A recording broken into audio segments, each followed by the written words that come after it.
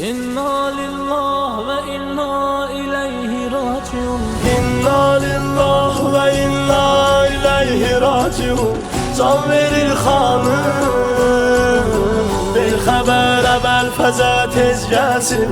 Day çıxır canım, gəl çıxır canım, gəl çıxır canım. Göz qalıb yolda gələr sirdaşım, gözəl qardaşım. Tək qalıb şiir xudanın balası, çox dərindir yarası. Yetdi qardaşı ölən bir bacı, dərdi çox ağırdır. Can verən vaxtda gözü yoldaydı, səni çox çağırdı, çox səni çağırdı. İnna lillah ve inna ileyhi raciun.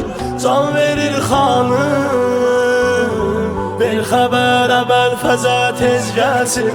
Day çıxır canım, gəl çıxır canım, gəl çıxır canım. Neyləmişdim sənə ey çərxi fələk, qəlbimi qırdın. Aldın Abbas Hüseyni mənlə, məni çox yordun.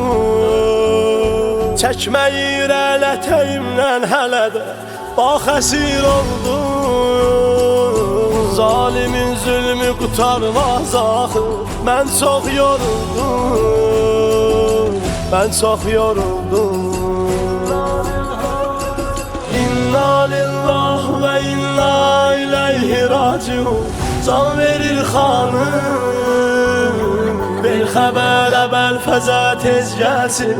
Day çıxır canım, gəl çıxır canım, gəl çıxır canım. Əsqərin nəydi günahı bilmə, hülqunaq dəldir.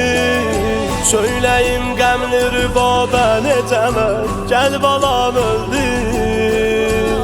Ağlayır nazlı rüqəyyə çağırır, bayatam eyvah. Əldə yox çarə dedim yat bala, mən çalım layla, mən çalım layla. İnna lillah ve inna ileyhi raciun.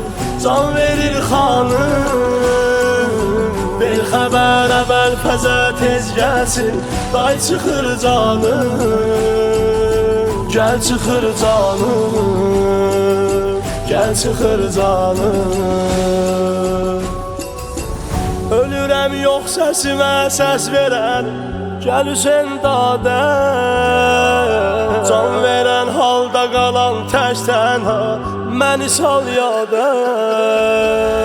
Qəlbimin yox aramı dünyada, səbri yox məndə.